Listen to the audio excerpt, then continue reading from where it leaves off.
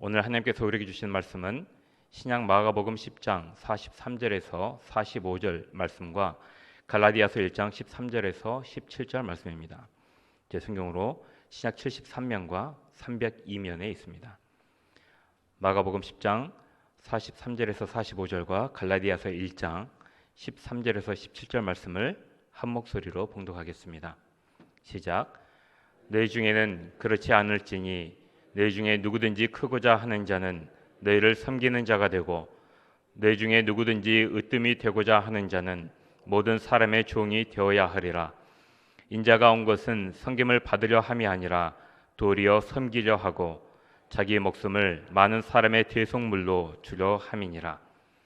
내가 이전에 유대교에 있을 때 행한 일을 너희가 들었거니와 하나님의 교회를 심히 박해하여 멸하고 내가 내 동족 중 여러 영갑자보다 유대교를 지나치게 믿어 내 조상의 전통에 대하여 더욱 열심히 있었으나 그러나 내 어머니의 태로부터 나를 택정하시고 그의 은혜로 나를 부르시니가 그의 아들을 이방에 전하기 위하여 그를 내 속에 나타내시기를 기뻐하셨을 때에 내가 곧 혈육과 의논하지 아니하고 또 나보다 먼저 사도된 자들을 만나려고 예루살렘으로 가지 아니하고 아라비아로 갔다가 다시 다메섹으로 돌아갔노라. 아멘. 주 너를 지키리라는 제목으로 호산나 찬양대의 찬양이 있겠습니다.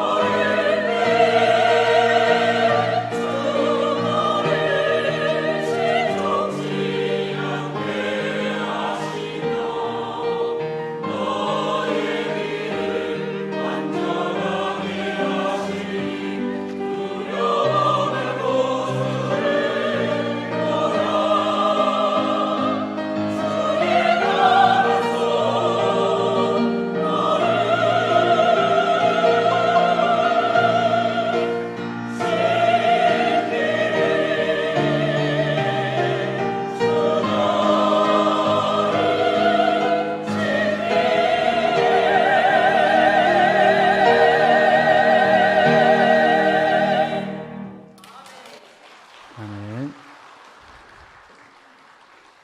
우리를 늘 지켜주시는 주님의 은혜가 우리 성도님들 삶과 온 가정 위에 함께 하시기를 축복합니다. 기독교 실천 윤리 실천 운동, 기독교 윤리 실천 운동이라는 공신력 있는 단체에서 2023년 1월에 전국 만 19세 이상 남녀 1000명을 대상으로 2023년 한국교회의 사회적 신뢰도 조사라는 것을 실시했습니다. 이 단체는 2018년을 부터 이런 조사를 시작을 했고 이번 조사가 7차였습니다. 다양한 문항들이 있지만 그 중에서도 한국교회의 사회적 신뢰도를 단번에 알 수 있는 몇 가지 문항이 있어서 함께 보려고 합니다. 먼저 전반적인 신뢰도 조사입니다. 질문은 귀하께서는 한국교회를 종합적으로 볼 때 얼마나 신뢰하십니까? 라는 질문입니다. 이 질문에 매우 신뢰한다가 2.7%, 약간 신뢰한다가 18.3%, 별로 신뢰하지 않는다가 45.3%, 전혀 신뢰하지 않는다가 28.7%였습니다. 그래서 긍정은 21%였고 부정은 74%로 나왔습니다. 이번에 7차 조사였고요. 6차 조사였던 2020년과 비교했을 때 신뢰도가 10.8% 정도 낮아진 결과입니다. 2022년 4월에 사김과 섬김 코디연구소와 국민일보가 의뢰해서 조사한 기독교에 대한 대국민 이미지 조사에서 방금 했던 그 질문 동일한 문항으로 측정한 한국교회 신뢰도가 긍정이 18.1%였던 것과 비교하면 이번 7차 조사에는 2.9% 정도 증가했습니다. 또 다른 문항이 있습니다. 기독교 목사의 말과 행동에 믿음이 간다라고 하는 문항에서는 긍정, 그렇다 20.8%. 이제 합쳐서 보겠습니다. 왼쪽 두 개와 중간 거 두 개요. 긍정이 20.8%, 부정이 74.6%로 나왔습니다. 기독교인, 이제 기독교 전체인 기독교인의 말과 행동에 믿음이 간다라는 문항에서는 긍정이 20.6%, 부정이 75.2%가 나왔습니다. 그러니까 5명 중에 1명 정도만 기독교 목사와 기독교인이 하는 말과 행동을 신뢰할 수 있다 정도였습니다. 한국 교회의 사회 기여도 평가, 현재 사회에 얼마나 기여하고 있는지를 보여주는 문항이 있습니다. 질문이 이렇습니다. 귀하께서는 한국 교회가 우리 사회에 전체적으로 얼마나 기여하고 있다고 생각하십니까? 긍정 24.1%, 부정 70.8%가 나왔습니다. 한국 교회의 미래 사회 기여도, 귀하께서는 한국 교회가 앞으로 우리 사회에 얼마나 기여할 것으로 미래에 생각하십니까? 라는 문항에는 긍정이 25.2%, 부정이 69.6%가 나왔습니다. 4명 중에 1명 정도만 한국 교회가 한국 사회에 앞으로 기여할 것 같다라는 전망을 한 것입니다. 개인적으로는 저는 이 도표가 가장 충격적인 문항과 응답이었습니다. 앞으로의 한국 교회에 대한 기대가 한국 사회에 별로 없다는 것으로 해석할 수 있는 대목이어서 그렇습니다. 한국 사회는 한국 교회에 대해 기대하고 있지 않다라는 결과였습니다. 물론 감각적으로도 이미 알고 있었지만 수치로 확인하고 알게 된 느낌은 사뭇 달랐습니다. 진짜였구나라는 생각이 들었습니다. 이제 진단을 이 정도 했으니 한국 교회의 신뢰도 제고를 위한 개선 과제, 뭘 바꿔야 될까라고 하는 문항도 있었습니다. 한국 교회가 신뢰받기 위해 개선해야 할 부분으로 첫 번째가 34.2%가 나왔던 교회 이기주의였습니다. 교회 밖에 있는 사람들이 교회를 볼 때 교인들은 사회의 공동이익을 추구하는 게 아니라 교회만 생각하는 사람들로 이해하고 있었습니다. 그 다음으로 목사들의 삶, 불투명한 재정 사용, 타종교에 대한 태도, 교인들의 삶, 이것들을 바꿔야 한다, 개선해야 된다라고 나왔습니다. 그리고 사회적 활동 중에서 한국교회가 더욱 신뢰받기 위해서 해야 할 가장 중요한 것이 무엇이냐라는 질문에 절반이 넘는 55.8% 윤리와 도덕 실천 운동이다라고 하는 높은 응답을 보였습니다. 기독교인이 신뢰받기 위해 개선해야 할 부분은 나만 옳다는 자세, 이기적 태도, 정직하지 못한 언행, 이런 것들 순으로 나와 있습니다. 교회 밖 사람들이 볼 때 교회 공동체는 이기적이고 신뢰할 수 없다라고 하는 전반적인 부정적인 이미지를 갖고 있었습니다. 이러한 이미지에서 벗어나기 위해서 윤리와 도덕의 기반을 둔 실천적인 삶이 요구된다라고도 나와 있고, 그러한 삶이 되려면 나만 옳다는 자세와 이기적인 태도를 버려야 한다라고도 나와 있습니다. 결국 교회 공동체의 이 부정적인 이미지는 교회 공동체에 대한 이미지로만 그치는 것이 아니고 결국엔 그 공동체의 구성원인 나의 문제로까지 소급이 됩니다. 한국 사회가 총체적으로 부패한 것은 사실입니다. 우리나라가 좋은 나라인 것은 분명하지만 큰 틀에서 이 부분에 대해서 이의를 제기할 사람은 그리 많지 않을 것입니다. 더욱 안타까운 것은 교회를 다닌다는 사람들이 그 부패한 현실에 일정 부분 기여했다는 것입니다. 저는 목사이고 기독교인이기 때문에 이렇게 다소 부드럽게 표현을 했습니다. 일정 부분이라고. 직접적으로 기여하지는 않았다 하더라도 그 부패한 현실에서 소금의 역할을 감당해야 할 그리스도인이 바른 역할을 감당하지 못했으니 사회적 신뢰도를 잃어버려서 아까 살펴본 대로 낮은 점수를 받게 된 것입니다. 물론 우리 그리스도인 개인 한 사람 한 사람이 우리 한국 사회의 제도를 바꾸기는 쉽지 않습니다. 그것은 사회적 접근이 필요한 문제이고 결국에는 법적인 문제로 들어가기 때문에 우리 개인이 그것을 바꾸는 문제는 쉽지 않습니다. 우리 개인이 할 수 있는 것은 신앙인으로서 나에게 주어진 삶의 반경 안에서 진실한 삶을 살아내는 것입니다.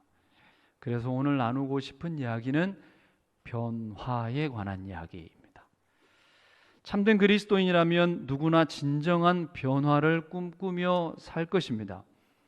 예수님을 믿는다는 것 자체가 이미 과거의 어떤 삶에서 변화된 삶으로 살아가고 있는 것이기는 하지만 거기에서 멈추지 않고 예수님을 닮아가는 삶으로 끊임없이 변화해 가는 것이 우리 그리스도인이 살아내야 할 삶의 여정이겠습니다. 한국 사회에서 한국 교회 그리고 목회자와 교인이 신뢰를 잃었다면 그 신뢰를 다시 회복하기 위해서는 변화가 필요합니다. 그래서 우리는 늘 변화를 시도해야 하고 여전히 우리는 시도하고 있습니다. 그러나 그럴 때마다 발견되는 안타까운 사실 하나가 있습니다. 인간은 생각보다 또는 생각만큼 잘 변하지 않는다라는 것입니다. 동의하십니까? 20년, 30년을 살아도 내 아내는 변하지 않습니다. 내 남편도 변하지 않고 내가 낳은 자식도 잘 변하지 않습니다. 내가 섬기는 부모도 역시나 잘 변하지 않습니다. 정말 잘 변하지 않는 것이 인간입니다. 우리도 그렇지만 정말 해도 심하다 싶을 정도로 그 결정적인 사례를 보여주는 사람들이 바로 예수님의 제자들입니다. 예수님을 스승으로 모시고 3년을 먹고 자고 동고동락했는데도 불구하고 그들의 생각과 삶은 심지어 예수님이 돌아가실 때까지, 심지어 예수님이 부활하셔서 엠마오로 내려가는 그 제자들에게까지 나타나셔서 함께 걸어가고 있음에도 불구하고 전혀 부활에 대한 생각도 없고 예수님에 대한 어떤 기대도 하지 않았었습니다. 정말 사람은 잘 변하지 않습니다. 예수님을 그토록 가까이서 따라다녔는데도 불구하고 그들은 변하지 않았습니다. 의도가 문제였을까요? 목적이 문제였을까요? 그들이 변하지 않으려고 안간힘을 써서 그런 것은 아니었을 겁니다. 사람이 원래 잘 변하지 않기 때문에 그랬을 겁니다. 사람은 정말 잘 안 변합니다. 오죽하면 사람이 갑자기 변하면 이상하게 생각하고 쳐다보고 고개를 갸우뚱하면서 다른 생각을 합니다. 하지만 사람이 이렇게 잘 안 변한다고 하더라도 우리가 그리스도인으로 살기로 선택한 이상 체념할 수는 없습니다. 원래 인간은 안 변해 라고 여기에서 멈춰버릴 수는 없습니다. 그래서 우리는 오늘도 질문을 던집니다. 우리는 정말 변하지 않을까요? 사람은 정말 변할 수 없는 것일까요? 이 질문에 우리는 단호하게 대답해야 합니다. 아닙니다. 변합니다. 변할 수 있습니다. 변화되기가 정말 어려워서 잘 변화되지 않을 뿐이지 변화 자체가 불가능한 것은 아닙니다. 물론 아무 일도 일어나지 않았는데 사람이 막 갑자기 변하지는 않습니다. 어떤 결정적인 사건이 있어야 사람은 변하고 변할 수 있습니다. 바울이 그랬습니다. 바울은 다메섹으로 가는 길에 부활하신 예수님을 만나는 결정적인 사건을 경험했습니다. 그 후에 바울이 변했습니다. 두렵고 떨리는 권세자들의 힘 앞에서 나는 예수를 모른다고 3번이나 비겁하게 부인했던 베드로가 성령님의 임재를 경험한 후에 변했습니다. 사람은 잘 변하진 않지만 변할 수 있습니다. 단지 결정적인 사건이 필요할 뿐입니다. 문제는 우리에게 그 결정적인 사건이 있었느냐 하는 것입니다. 조금 극단적으로 표현하면 만약 우리가 예수님을 믿는다고 하면서도 변화된 삶을 살지 않고 있다면, 그렇다면 우리는 부활하신 예수님을, 이 세상 속에 임재하시는 성령님을 만나지 못한 것이다 라고 말할 수 있습니다. 물론 극단적으로 표현했긴 했지만 사실이 그렇습니다. 부활하신 예수님과 성령님을 만난 경험이 있는 사람이라면, 그분들을 제대로 만난 사람이라면 확실하게 변합니다. 다시 과거의 삶으로 돌아가지 않을 만큼 제대로 변합니다. 바울이 그랬고 베드로도 그랬습니다. 그리고 많은 믿음의 선진들이 그랬습니다. 그들은 예수님 만나고 성령님의 임재를 경험한 후에 다시 과거의 삶으로 돌아가지 않았습니다. 인격이 변했고 그들이 사용하는 언어가 변했고 그들의 삶 자체가 변해버렸습니다. 완전히 변했습니다. 이런 것이 진짜 변화입니다. 과거에는 두려웠던 것이 이제는 두렵지 않게 됩니다. 과거에는 최고의 가치로 여기며 살았던 것이 이제는 그냥 배설물 같습니다. 그렇게 여겨지는 삶으로 변화되는 것입니다. 그렇다면 변화되어야 하는데 이 변화된다는 것이 무엇일까요? 우리도 변해야 할 텐데 어떻게 변해야 하는 것일까요? 변한다는 것은 과거의 어떤 무엇이었다가 지금의 다른 무엇으로 되는 것을 말합니다. 원래는 이것이었는데 다른 무엇으로 되는 것. 그래서 마가복음 본문의 43절과 44절을 세번역으로 보면 되다라는 동사가 4번 나옵니다. 다 같이 한번 읽어보겠습니다. 시작. 너희 가운데서 누구든지 위대하고자 되고자 사람은 너희를 섬기는 사람이 되어야 하고, 너희 가운데서 누구든지 으뜸이 되고자 하는 사람은 모든 사람의 종이 되어야 한다. 아멘. 변한다는 것은 존재 자체가 변하는 것으로 과거와는 다른 존재가 되는 것입니다. 사람은 같은 사람인데 존재의 내용이 변한 다른 사람이 됩니다. 예수님을 제대로 만났다면, 그분의 가르침을 제대로 배우고 깨닫고 실천했다면 완전히 다른 사람이 되어야 합니다.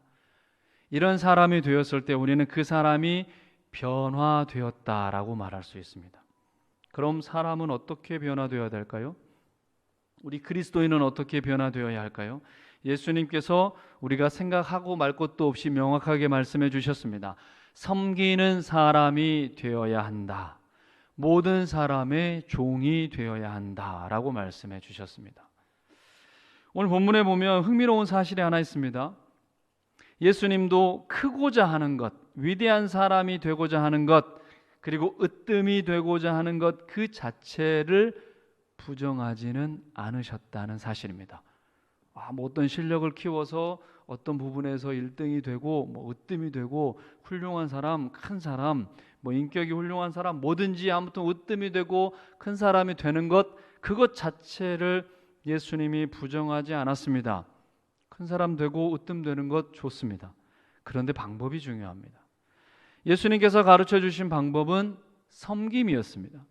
예수님은 이 땅에 섬기러 오셨고 많은 사람을 구원하기 위하여 치를 몸값으로 자기 목숨을 내주러 오셨습니다. 그런 의미에서 예수님은 진정 크신 분, 위대하신 분, 으뜸이 되신 분입니다.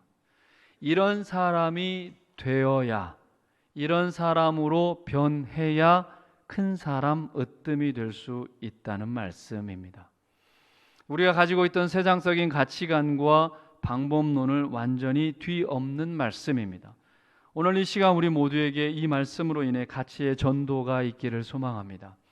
가치의 거대한 전환이 우리 마음속에 불일 듯 일어나기를 소망합니다. 문제는 하나 더 남아 있습니다.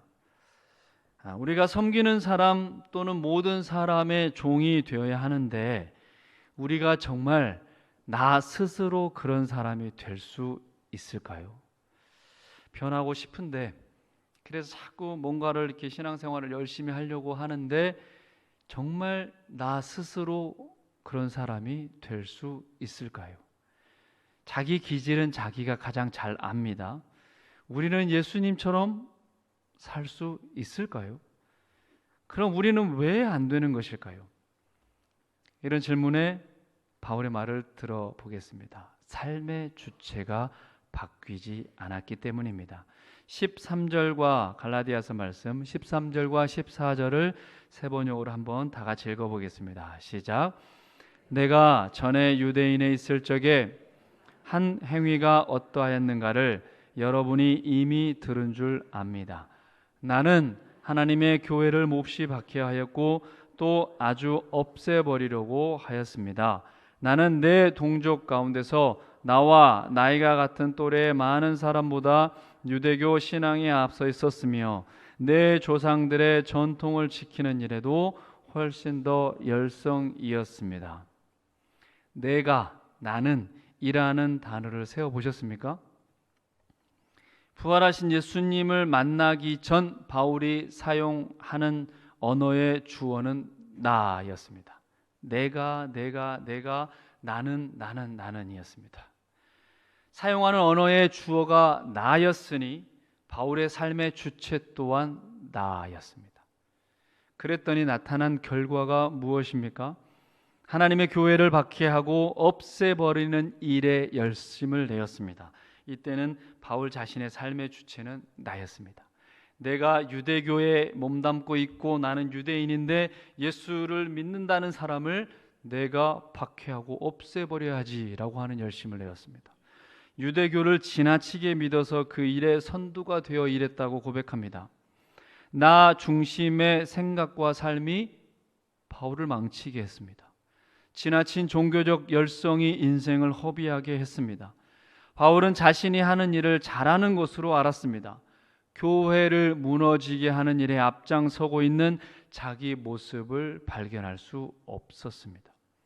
온통 자신의 논리로 가득 차 있었고 자기가 하는 일이 다 옳다는 생각, 자기 경험에 기반해서 자기 신조에 기반해서 그렇게 살았을 뿐입니다. 나 중심적인 생각과 지나친 종교적 열성이 이처럼 무서운 것입니다. 이랬던 바울이 놀랍게도 변했습니다. 절대 안 변할 것 같은 이랬던 바울이 변했습니다. 엄청난 사건, 부활하신 예수님을 만나고 나서 바울이 변했습니다. 어떻게 변했을까요? 바울이 사용하는 언어의 주어가 바뀌었고, 그랬으니 당연히 삶의 주체가 바뀌었습니다. 모든 것을 내가 했다고 생각한 그가 이제는 15절을 세번역으로 보니까 나를 모태로부터 따로 세우시고 은혜로 불러주신 하나님께서라고 삶의 주체가 바뀌었습니다. 내가 했던 바울이 나를 모태로부터 따로 세우셨고 은혜로 불러주신 하나님이라고 주어가 바뀌었습니다. 삶의 주체가 바뀌어버렸습니다. 바울은 변화되었습니다. 바울과 같이 그렇게 강직했던 사람도 변화되었습니다. 결정적인 사건을 경험한 사람은 이렇게 완전히 변화됩니다. 삶의 주인 자리를 절대 내놓고 싶지 않았을 것 같은 사람이었었는데 그 자리를 주님께 내어놓게 됩니다. 내 삶의 주인은 나를 택하시고 나의 삶의 방향을 정해 주시는 하나님입니다. 그분이 나를 택하실 때는 나의 행위와 의로움을 보신 것이 아니라 오직 은혜로 불러주셨습니다. 그 은혜로 나를 불러주신 분이 이제는 내 삶의 주인이 되어 주십니다 라고 바울이 고백했습니다. 그러니 그분의 뜻에 맞게 삶이 변화되는 것은 당연한 겁니다. 그랬더니 바울의 삶은 어떻게 되었을까요? 이방인에게 복음을 전하는 데 있어서 16절 보니까 혈육과 의논할 필요가 없어졌습니다. 17절 보니까 먼저 사도된 자들에게 제가를 받을 필요가 없었습니다. 주님이 나를 부르셨으니 이제 자기 삶의 주인은 주님이 되신 겁니다. 그래서 주님이 가라 하는 곳에 가고 가지 말라 하는 곳에 안 가게 되었습니다. 그래서 그 유명한 갈라디아서 2장 20절에 고백이 나온 것입니다. 이제는 바울에게 내 안에 내가 사는 것이 아니라 그리스도께서 사신 것이다 라고 고백을 하게 되는 사람으로 변화되었습니다. 그런데 이렇게 변화되는 것이 내 마음대로 되지 않습니다. 오직 결정적인 사건이 있어야 가능합니다. 부활하신 예수님을 진짜 만나야 가능한 일입니다. 바울이 그분을 다메섹 도상에서 만나 뵈었더니 어떻게 되었을까요? 앞을 못 봤습니다. 먹지도 못했습니다. 이와 같은 엄청난 결정적인 사건이 우리에게 있었는가? 우리는 돌이켜 봐야 합니다. 그 사건이 없는데 신앙생활을 하는 것, 바울처럼 예전에 부활하신 예수님을 만나기 전 바울처럼 신앙생활을 하는 것일 수도 있습니다. 예수님을 아는 것으로 신앙생활을 하는 것이 예수님을 진짜 믿고 내 삶이 변화되지 않는 것으로 하는 것일 수도 있습니다. 좋은 말씀 한번 듣고 교회 한 번 더 왔다고 해서 우리의 삶이 그렇게 쉽게 바뀌는 것이 아닙니다. 인간은 정말 쉽게 바뀌지 않습니다. 변화를 기대하려면 방법은 딱 하나입니다. 그분을 만나야 합니다. 진짜 만나야 합니다. 바울처럼 앞이 못 볼 정도로 아무것도 먹을 수 없을 만큼의 진짜 주님을 만나 버려야 합니다. 부활하신 예수님을 만나야 합니다. 그러면 진짜 만나면 변합니다. 말씀을 읽고 듣는 도중에 만나시든지 아니면 찬양이나 기도하는 중에 만나시든지 어떻게든 우리는 그분을 만나야 합니다. 그래야 우리는 변화될 수 있습니다. 변화된 사람만이 아름다움을 뿜어낼 수 있습니다. 사람은 그 자체로 아름다울 수 있습니다. 그러나 변화된 사람은 더 아름답습니다. 변화된 사람은 농익은 멋을 풍깁니다. 그래서 가만히만 있어도 그리스도의 향기가 풀풀 품어납니다. 우리는 진짜 변화를 꿈꿔야 합니다. 그래서 주님을 만나야 합니다. 변화되지 않으면 허송세월 보내게 됩니다. 바울처럼 엉뚱한 데다가 아까운 에너지를 낭비하게 됩니다. 우리에게 해야 할 일은 너무 많습니다. 바울이 변화되었더니 뭐였을까요? 진짜 예수님을 만난 사람은 무슨 일을 할까요? 16절을 세번역으로 보면 그 아들을 이방 사람에게 전하게 하시려고. 이게 변화된 사람의 목적이 되어버렸습니다.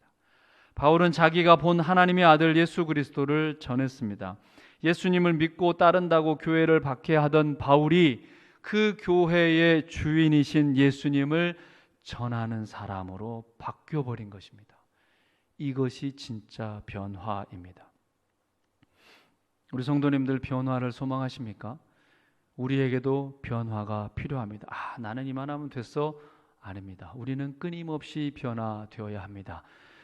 개혁된 교회는 계속 개혁되어야 한다. 이것이 종교개혁 이후에 우리 개혁교회의 계속되는 모토입니다. 개혁된 교회는 계속 개혁되어야 한다. 한국 사회에서 신뢰도를 잃어버린 한국 교회가 다시 한번 생각하고 품어야 할 모토입니다. 내 삶의 주인이 내가 아니고 주님이심을 기억하여 변화된 삶으로 다시 섬김의 자리로 내려가서 예수님의 참된 제자로 살아갈 수 있기를 간절히 소망합니다. 기도하겠습니다. 사랑의 하나님, 어느덧 사회가 교회를 걱정하는 시대가 되어버렸습니다.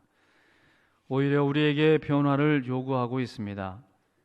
그리스도인을 향한 마지막 희망이라고 생각하고 우리 스스로 주님께 더욱 가까이 가게 하옵소서. 우리 모두 주님을 진실로 만나게 하옵소서. 주님을 만나서 주님 닮은 모습으로 변하게 하옵소서. 내 삶의 주인이 내가 아니라 주님이심을 고백하며 주님이 가신 섬김의 자리에 가서 섬길 수 있도록 은혜를 허락하여 주시옵소서. 감사드리며 예수님의 이름으로 기도드립니다. 아멘.